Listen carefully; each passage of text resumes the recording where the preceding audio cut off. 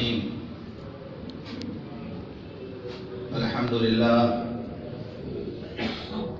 لله رب العالمين، والصلاة والسلام على سيد الأنبياء والمرسلين وخاتم النبيين سيدنا محمد وآله وصحبه أجمعين، ومن تبعهم بإحسان ودعا بدعوتهم إلى يوم الدين. أما بعد، قال الله سبحانه وتعالى في القرآن المجيد والفرقان الحميد: أعوذ بالله من الشيطان الرجيم، بسم الله الرحمن الرحيم. وما أرسلناك إلا رحمة للعالمين. صدق اللہ العظیم. محترم بزرگوں، دوستوں اور دینی بھائیوں، اللہ تعالیٰ نے اپنے حبیب صلی اللہ علیہ وسلم کو تمام جہانوں کے لیے رحمت بنا کر بھیجا. آئے دنیا میں بہت پاک و مکرم بن کر، آئے دنیا میں بہت پاک و مکرم بن کر، پر نہ آیا کوئی رحمت عالم بن کر. جس طرف دیکھیے ظلم ہی ظلم تھا، رحم کی بھیک مانگے سے ملتی نہ تھی. جس طرف دیکھیے ظلم ہی ظلم تھا، رحم کی بھیک مانگے سے ملتی نہ تھی. آپ رحمت بنا کر جو بھیجے گئے، جب سے رحم و کرم کی گھٹا چھا گئی. اللہ فرماتا ہے کہ وَمَا أَرْسَلْنَاكَ إِلَّا رَحْمَةً لِلْعَالَمِينَ. کہ نبی، ہم نے آپ کو کل جہان کے لیے رحمت بنا کر بھیجا. اس کی مثال آپ یوں سمجھیں، جیسے عورت کی فطرت میں بچے کی محبت ہوتی ہے، وہ ہر بچے سے پیار کرتی ہے عمومی طور پر، اور اپنے بچے سے پیار کرتی خصوصی طور پر. دو چار آدمی کہیں کھڑے ہوں اور کوئی بچہ رو رہا ہو تو وہ لوگ ادھر ادھر متوجہ نہیں ہوں گے. لیکن اگر عورت کہیں پر ہو، کسی کا بھی بچہ رو رہا ہو، تو ایک بار وہ متوجہ ضرور ہوتی ہے اور وہ پوچھتی ہے، معلوم کرنا چاہتی کہ بچہ کیوں رو رہا. تو اللہ تعالیٰ نے عورت کی فطرت میں یہ محبت کو رکھا ہے. تو حضور پاک صلی اللہ علیہ وسلم کو اللہ تعالیٰ نے پورے جہان کے لیے رحمت بنا کر بھیجا عمومی طور پر، اور اس گنہگار امت کے لیے رحمت بنا کر بھیجا خصوصی طور پر. کہ ایک مرتبہ نماز پڑھا رہے تھے، غالباً ظہر یا عصر کی نماز تھی. آپ نے 2 رکعت پہ سلام پھیر دیا. کچھ لوگ اٹھ کے جانے لگے مسجد سے باہر کہ آج کے بعد نماز مختصر کر دی گئی، 4 رکعت کے بجائے 2 رکعت نماز ہو گئی، اسی لیے آپ نے 2 رکعت نماز پڑھائی. اور لوگ ہیں وہ بیٹھے ہوئے ہیں، ہمت کسی کے نہیں پڑ رہی سوال کرنے کی کہ اللہ کے رسول آپ نے آج 4 کے بجائے 2 رکعت نماز پڑھا دی. ایک صحابی حضرت ذواليدين رضی اللہ عنہ، انہوں نے حضور پاک صلی اللہ علیہ وسلم سے سوال کیا: اقصرت الصلاۃ ام نسیت یا رسول اللہ؟ اللہ کے رسول، کیا نماز مختصر ہو گئی یا آپ سے بھول ہو گئی؟ یہ حدیث کے الفاظ ہیں، ام نسیت یا رسول اللہ، کیا نماز مختصر ہو گئی یا آپ سے بھول ہو گئی؟ آپ نے فرمایا نہ تو نماز مختصر ہوئی اور نہ مجھ سے بھول ہوئی. موجود ہیں، صدیق اکبر موجود ہیں، فاروق اعظم موجود ہیں۔ پھر حضور پاک صلی اللہ علیہ وسلم ان کی طرف متوجہ ہوئے اور آپ نے پوچھا کہ ذوالدین جو کہہ رہے صحیح کہہ رہے ہیں؟ تو پھر ان لوگوں نے کہا اللہ کے رسول آج آپ نے 2 رکعت نماز پڑھا دی۔ آپ نے فرمایا بل نسیت، میں بھولا نہیں ہوں، مجھے بھلا دیا گیا، میں بھولا نہیں ہوں، مجھے بھلا دیا گیا، کیونکہ امت کو یہ تعلیم بھی دینی تھی کہ اگر نماز پڑھتے غلطی ہو جائے تو کیا کرے گا امتی؟ نماز دہرائے گا، پھر سے نماز پڑھے گا، یا کہ سجدہ کرنے سے کام چل جائے گا؟ آپ نے سجدہ فرمایا، 2 رکعت مکمل کی، آپ نے سجدہ کیا۔ تو یہ تعلیم امت کو ملی کہ نماز میں اگر ایسی غلطی ہو جائے کہ واجب چھوٹ جائے تو نماز دہرانے کی ضرورت نہیں ہے، بلکہ سجدہ کر لینے سے نماز ہو جائے گی۔ جس نبی کا بھول جانا بھی رحمت ہو، جس نبی کا سو بھی رحمت ہو جائے، تو وہ نبی جب علم دے رہا ہو، پورے ہوش حواس میں ہو، تو پھر اس نبی کی رحمت کا اندازہ آپ لگائیں۔ ایک غزوے سے آپ وہاں پر تشریف لا رہے تھے، راستے میں پڑاؤ ڈالا گیا، سب تھکے ہوئے تھے، آپ نے فرمایا پہرےداری کون کرے گا؟ حضرت بلال رضی اللہ عنہ نے کہا اللہ کے رسول میں جاؤں گا تو پہرا دوں گا، آپ لوگ آرام سے سو جائیں، آرام کر لیں۔ تمام صحابہ تھکے ہوئے تھے، سو گئے۔ حضور پاک صلی اللہ علیہ وسلم بھی آرام فرمانے کے لیے آپ کی بھی آنکھ لگ گئی۔ حضرت بلال پہرا دے رہے ہیں، پہرا دیتے دیتے جب صبح کا وقت قریب آیا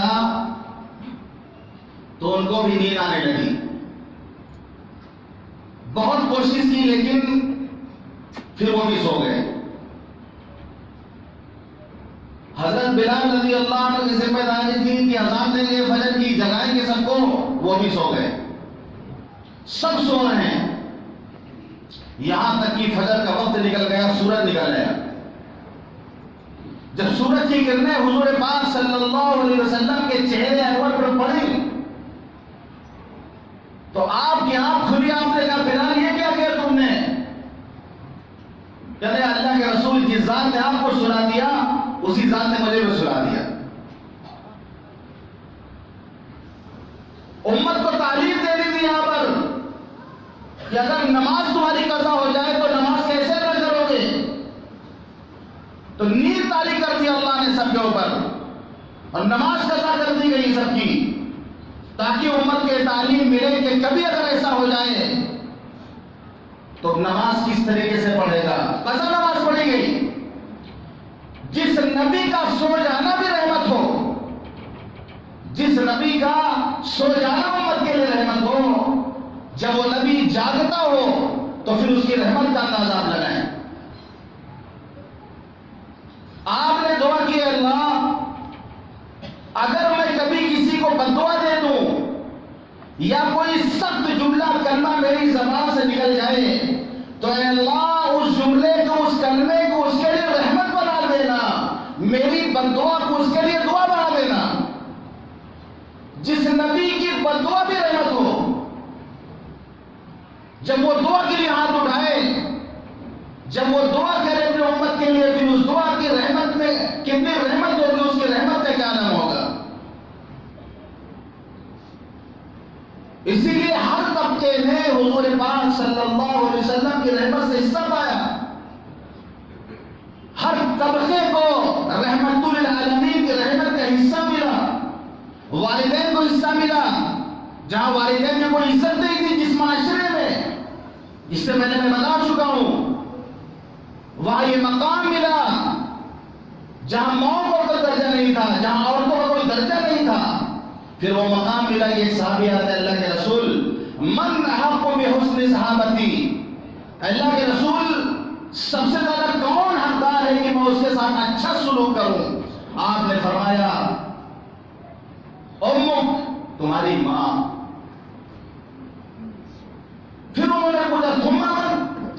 اللہ کے رسول ان کے بعد آپ نے امک تمہاری ماں. پھر انہوں نے پوچھا ثم من، اللہ کے رسول کون؟ آپ نے فرمایا امک تمہاری ماں. 3 مرتبہ نے فرمایا کہ تمہاری ماں مستحق ہے. پھر انہوں نے پوچھا ثم من، اللہ کے رسول اس کے بعد کون؟ تو آپ نے فرمایا ابو، تمہارے باپ. آپ نے فرمایا الجنت تحت اقدام الامہات، جنت ماؤں کے قدموں کے نیچے ہے. آپ نے تعلیم دی، آپ نے بتایا کہ جو اپنے والدین کو محبت کی نظر سے ایک بار دیکھے گا اللہ اس کو 1 مقبول حج کا ثواب عطا فرمائیں گے. جو 2 بار محبت کی نگاہ سے دیکھے گا 2 حج کا ثواب اللہ عطا فرمائیں گے. جتنی دفعہ دیکھے گا محبت کی نگاہ سے اللہ اس کو مقبول حج کا ثواب عطا فرمائیں گے. اولاد کو حصہ ملا آپ کی رحمت سے. جہاں پر بیٹیوں کو زندہ کاٹ دیا جاتا تھا، جہاں پر بیٹیوں کو زندہ دفن کر دیا جاتا تھا اس معاشرے میں، تو یہ جو طبقہ تھا لڑکیوں کا طبقہ، حضور پاک صلی اللہ علیہ وسلم کی رحمت سے اسے بھی حصہ ملا. آپ نے فرمایا اگر کسی کی بیٹی پیدا ہو، اگر کسی کی بیٹی پیدا ہو اس کو وہ زندہ دفن نہ کرے، بیٹے پر یعنی اس پر بیٹے کو ترجیح نہ دے کہ بیٹا ہے تو بہت اس کو ترجیح دی جا رہی ہے، بیٹی ہے تو اس کی کوئی حیثیت نہیں. بیٹی پر بیٹے کو ترجیح نہ دے، ادخلہ اللہ الجنہ، اللہ اس کو جنت میں داخل فرما دے گی. آپ نے فرمایا من عال جاریتین حتی تبلغا جاء یوم القیامت ہوا وانا کہاتین وضم اصابعہ. جس کی 2 بیٹیاں ہوں، جس نے 2 بیٹیوں کی پرورش کی یہاں تک کہ وہ جوان ہو گئی، تو قیامت کی دن وہ اور ہم اس حال میں ہوں گے جیسے 2 انگلیاں. یہ 2 انگلیاں ملا کے ہم نے بتایا کہ جیسے 2 انگلیاں قریب قریب ہوتی ہیں، اسی طرح وہ ہم سے اتنا قریب ہوگا. فرمایا جس کو اللہ تعالیٰ نے بیٹیاں دی ہوں، بیٹیوں کے ذریعے سے آزمایا گیا ہو، من ابتلی من هذه البنات بشیء، جس کو اللہ نے بیٹیوں کے ذریعے سے آزمائش میں ڈالا ہو، تو یہ بیٹیاں اس کے لیے جہنم کے لیے آڑ بن جائیں گی، پردہ بن جائے گی.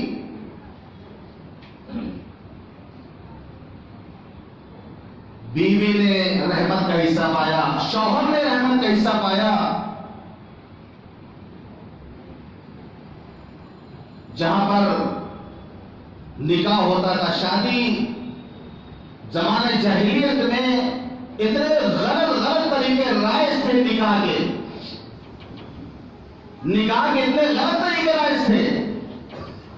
پہلی بات تو بیوی رکھنے کوئی لمٹ نہیں تھی، یعنی جو جتنا چاہے بندہ رکھ سکتا تھا، بیویاں رکھ سکتا تو کوئی لمٹ نہیں تھی. اسلام نے آگے بتایا کہ فَانكِحُوا مَا طَابَ لَكُم مِّنَ النِّسَاءِ مَثْنَىٰ وَثُلَاثَ وَرُبَاعَ.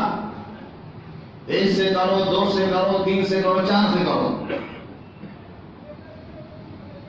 لیکن یہ بھی بتا دیا آپ نے جو 1 سے زیادہ شادی کرے گا اور بیوی کے درمیان انصاف نہیں کرے گا تو قیامت کے دن اس حال میں آئے گا کہ اس کا ایک طرف کا موڑا لٹکا ہوا رہے گا، یعنی دونوں کندھے اس کے برابر نہیں ہوں گے بلکہ ایک طرف کا لٹکا ہوا نیچے رہے گا. کیوں؟ پہلے سے دنیا میں گڑبڑ کیا تھا. وہ ایک بیوی کو جو ہے بہت ترجیح دے رہا تھا، دوسرے کے گھر جاتا ہی نہیں تھا، اس کا خیال نہیں رکھتا تھا. غلطی ہم لوگوں کی ہے، ہمارے ہندوستان کے مردوں نے غلطی کی ہے جو آج بیویاں زیادہ شادی کرنے کی اجازت نہیں دے رہی. ماحول یہ ہے، عرب میں ماحول یہ ہے کہ وہ انصاف کرتے ہیں، وہ دونوں کا حق برابر دیتے ہیں. اس لیے وہاں پر پہلی بیوی اپنے شوہر کے لیے دوسری بیوی تلاش کرتی ہے. کتنے خوش نصیب ہوں گے وہ لوگ. پہلی بیوی اپنے شوہر کے لیے دوسری بیوی خود تلاش کرتی ہے. ان کی محبت کا یہ عالم ہے کہ اگر وہ گاڑی سے اپنی 2 بیوی کو لے کے کہیں جا رہے ہیں، جانے میں ایک بیوی کو بغل والی سیٹ میں بیٹھے گی آگے میں، جب واپس آئیں گے تو پھر یہ پیچھے بیٹھے گی، دوسری والی سامنے بیٹھے گی، پھر آ کر اتنا لحاظ کرتے ہیں وہ لوگ۔ آپ اپنے محلے میں جائزہ لے لیں، جنہوں نے ایک سے زیادہ شادی کی ہے، آج آپ معلوم کر لیں ان کے گھروں کا کیا حال ہے۔ انصاف نہیں کر رہے وہ ظلم کا رویہ اختیار کرتے ہیں، وہ برابری نہیں کرتے دونوں کے درمیان، ایک کے پیچھے لگے ہوئے ہوتے دوسرے کو بالکل اٹکا ہوا چھوڑ دیتے ہیں کہ نہ تو دوسری شادی کر سکتی ہے اور نہ ہی ان کے ساتھ وہ زندگی گزار سکتی ہے۔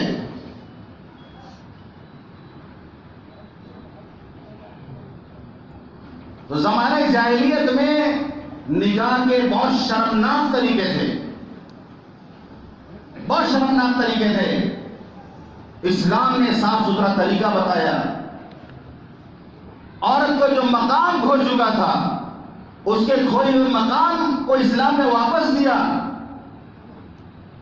یہاں تک کہ آپ نے فرمایا اکمل المؤمنین ایمانا احسنهم خلقا، ایمان والوں میں کامل ایمان والا وہ جس کے اخلاق اچھے ہوں۔ بہت سی بیویاں ہوتی ہیں گریبان پکڑ کے شوہر کو پھیٹ سے مارتی ہیں، محلے میں دوڑا دوڑا کے مارتی ہیں، ایسی بیویاں بھی آگے محلے میں ملیں گی۔ تو جو لوگ بیوی کے ستائے ہوئے ہیں ان کو بھی حضور پاک صلی اللہ علیہ وسلم کو رحمت کا حصہ ملا ہے۔ جمعہ بعد جا کے بتا دیے گا بیویوں گھر میں، اپنی پوزیشن بتا دیجیے گا کہ حضور صلی اللہ علیہ وسلم نے کیا بتایا ہے۔ آپ نے فرمایا اگر میں اللہ کے بعد کسی کو اجازت دیتا کہ وہ سجدہ کرے تو میں عورت کو اجازت دیتا کہ وہ اپنے شوہر کو سجدہ کرے۔ یہ ہے اسلام میں پتی کا سمان، یہ ہوتا ہے پتی راج اسلام کا۔ آپ نے فرمایا ہمارے یہاں شرک نہیں ہے، سجدہ جائز نہیں ہے۔ اگر سجدہ جائز ہوتا تو جو عورتیں یہ قبروں پہ جا کے سجدہ کرتی ہیں، مزاروں پہ جا کے سجدہ کرتی ہیں، اگر اسلام میں سجدہ جائز ہوتا تو اسلام اس کی تعلیم دیتا کہ سب سے پہلے اپنے شوہر کو سجدہ کرے۔ وہ کلام نبوت ہے، یہ زبان نبوت سے نکلے ہوئے الفاظ ہے۔ یہ اگر بیوی شوہر کو سجدہ نہیں کر سکتی اور اسلام نے منع کیا، پھر عورت کے لیے کہیں گنجائش نہیں ہے کہ وہ سجدہ کرے جا کر، نہ کسی مزار پر نہ کسی۔ یہ کھانے میں اعلان تو روز ہو رہا، لیکن یہ 2-4-5 دن میں کئی عورتوں کا انتقال ہوا، عورتوں کا زیادہ اعلان ہو رہا ہے۔ ویسے عورتیں اسی کم مرتی ہیں لیکن ادھر مر رہی ہیں، ورنہ عورتوں کا انتقال جلدی کہاں ہوتا ہے۔ مرد زیادہ مرتے ہیں، بارڈر پہ ڈھنگ کرتے ہوئے مر گئے، گاڑی چلا رہے ایکسیڈنٹ میں مر گئے، باہر پہ دنگا ہو گیا وہاں مر گئے۔ عورتیں ایسے بھی کم مرتی ہیں، گھر پہ رہتی ہو۔ ایک سوال آتا ہے، بہت لوگوں نے مجھ سے سوال کیا، بہت بڑھ کو سوال ذہن میں آیا کہ اگر کوئی مرد مر جاتا ہے باہر میں انجان اجنبی، تو اس کو تو جان جائیں گے ہم کہ مسلمان ہے کہ نہیں ہے، لیکن اگر عورت مری ہوئی ملی تو کیسے جانیں گے کہ مسلمان ہے کہ نہیں ہے؟ اس کو کیسے نہلائیں گے، کیسے نماز پڑھیں گے؟ یہ سوال فیس بک پر، واٹس ایپ پر اور ہم سے بھی بہت لوگوں نے پوچھا۔ جو لوگ چلاتے ہوں گے واٹس ایپ ان کو پتا ہوگا کہ سوال آیا کہ نہیں آیا، کہ اگر عورت کہیں بھی مری ہوئی ملی تو کیسے پتا کریں گے کہ جو ہے۔ ہم نے اس کا جواب یہ سوچا، بہرحال جواب تو کہیں سمجھ نہیں آ رہا، لیکن ایک بات ذہن میں آئی کہ اسلام نے عورت کو تنہا سفر کرنے سے منع کیا ہے۔ حج کا سفر ہو، عمرے کا سفر ہو، پھر بھی عورت مالدار ہونے کے باوجود حج عمرہ نہیں کر سکتی جب تک اس کے ساتھ کوئی محرم نہ ہو، کوئی محرم مرد نہ ہو۔ عورت پر حج فرض ہونے کے لیے 2 چیزیں ہیں، مرد مالدار ہوگا حج فرض ہو جائے گا، عورت پر حج فرض ہونے کے لیے 2 باتیں ہونی چاہیے، مالدار بھی ہو، محرم کا ہونا بھی ہو۔ کوئی عورت بہت مالدار ہے، محرم ہی کوئی نہیں ہے، اس پر حج فرض نہیں ہوگا۔ یہ نہیں کہ وہ جس کے ساتھ چاہے چلی جائے حج کرنے کے لیے۔ اسلام نے منع کیا ہے عورتوں کو تنہا سفر کرنے سے۔ پہلی بات اکیلی باہر گئی کہہ لیے وہ، بھائی باہر اکیلی کیسے ملی وہ؟ ہمارے یہاں تعلیم ہے کہ عورتیں گھروں میں رہیں، باہر نہ جائیں۔ اب اگر وہ اسلام کی تعلیم کے خلاف عمل کر کے اکیلے سفر کر رہی ہے، اکیلے کہیں جا رہی، کوئی حادثہ ہو جا رہا، اب وہ پھر اس کے ساتھ جو ہو جائے، اس کو پھر دفن کیا جائے یا اس کو جلایا جائے، اس نے شریعت کے حدود سے آگے قدم رکھے ہی کیوں؟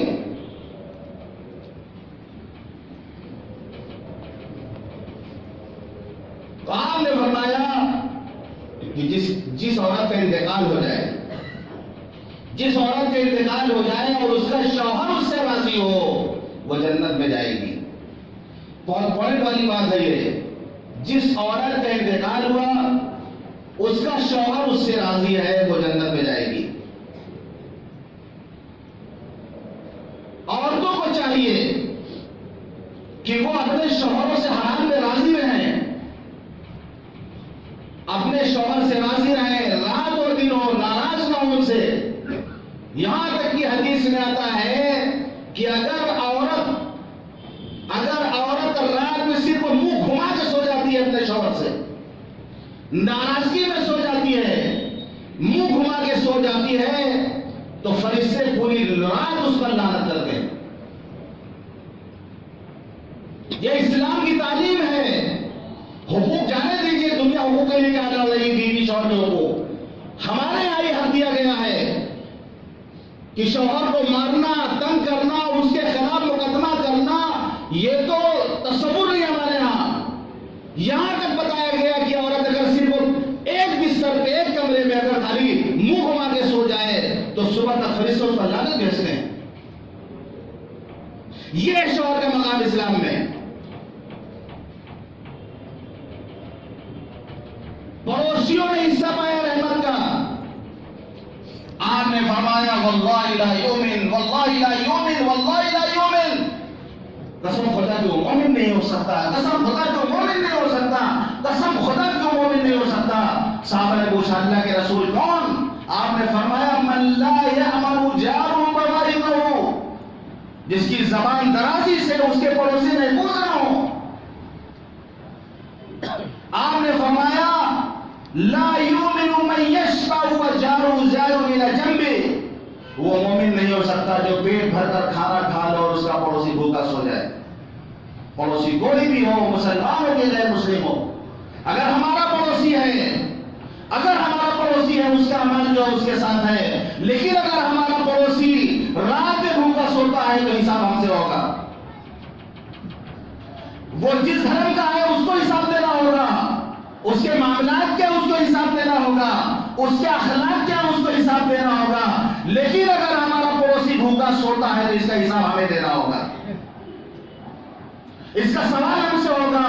آپ نے نفی کی ایمان کی، مومن نہیں ہے جو خود پیٹ بھر کر کھا لے اور پڑوس میں اس کا پڑوسی بھوکا سو جائے۔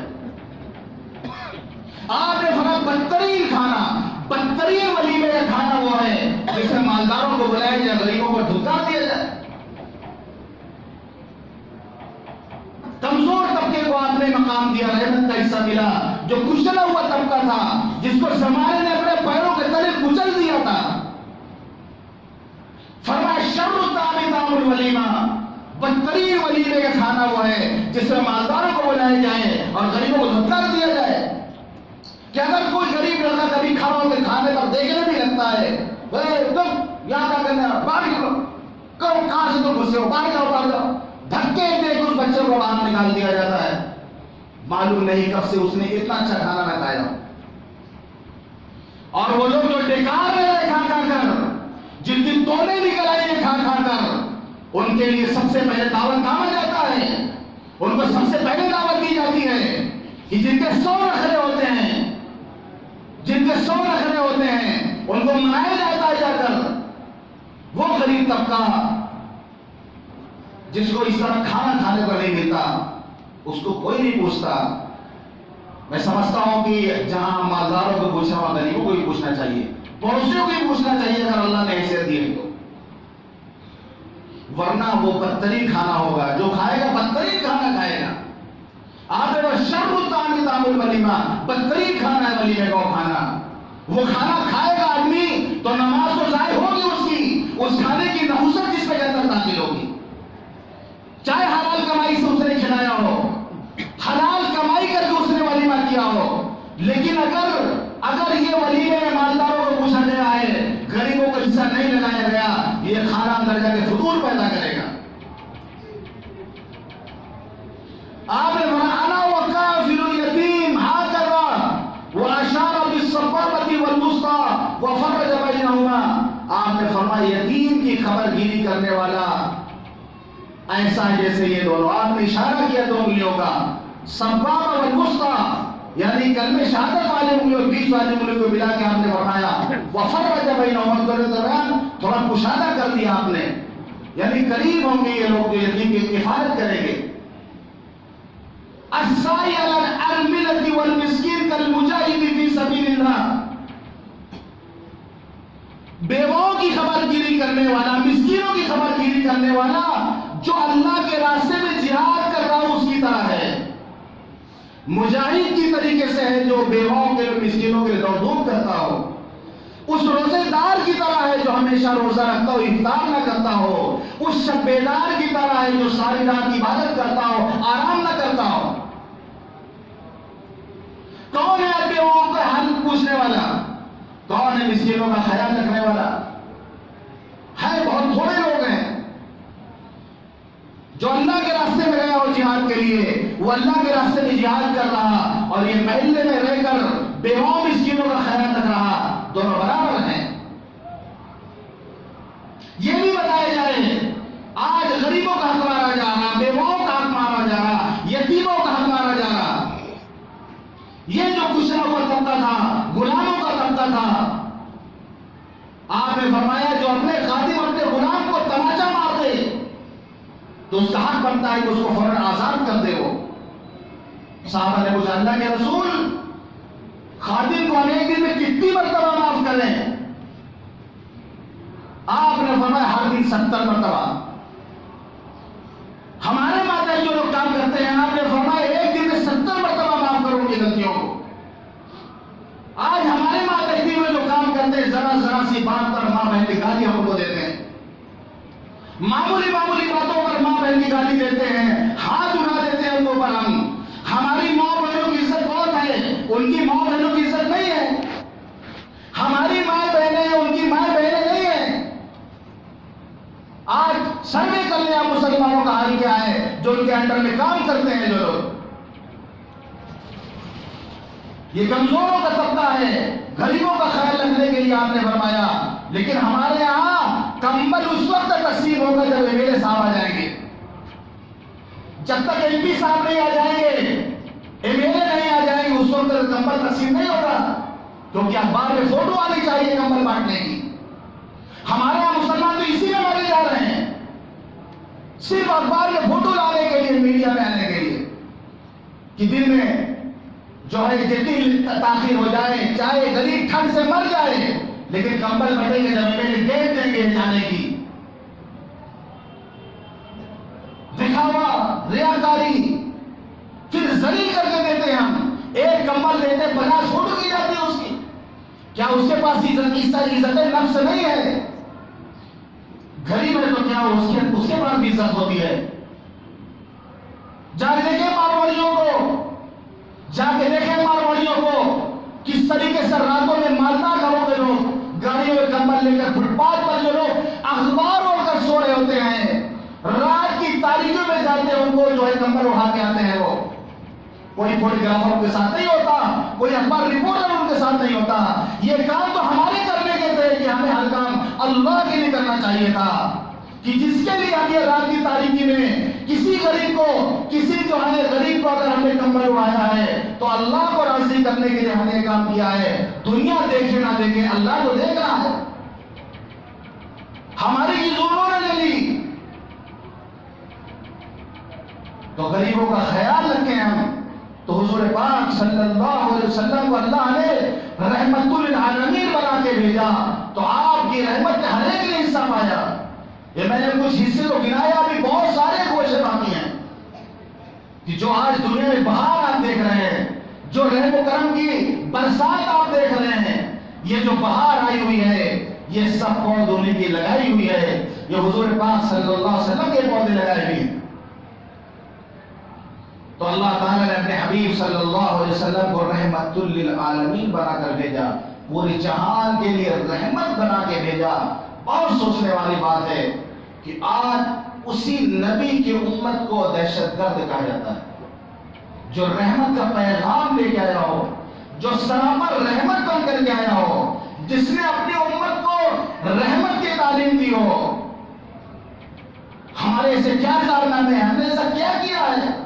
کیا دنیا ہمیں دوسری نگاہوں سے دیکھ رہی ہے؟ زمانے کے تیور بدلے ہوئے ہیں، ٹرین میں اگر ہم داخل ہوتے ہیں تو لوگوں کے تیور بدل جاتے ہیں، کہیں پر اگر ہم چلے جائیں تو لوگوں کا مزاج بدل جاتا ہے۔ ہم اپنے اخلاق پیش کریں لوگوں کے سامنے، معاملات اچھے کریں، اپنے اچھے اخلاق لوگوں کے سامنے پیش کریں، جیسے کہ ہمارے نبی کے واقعات ہیں، بتائے جائیں گے انشاءاللہ وقت آنے پر کہ آپ کے اخلاق کو دیکھ کر کس طرح لوگوں نے کلمہ پڑھا ہے۔ اس ملک کے اندر مسلمان اپنے اچھے اخلاق کو پیش کرے، یہی چیز ہے جو ہمارے برادران وطن کو متاثر کر سکتی ہے۔ اللہ تعالی تمام باتوں پر ہم سب کو عمل کرنے کی توفیق عطا فرمائے۔ وآخر دعوانا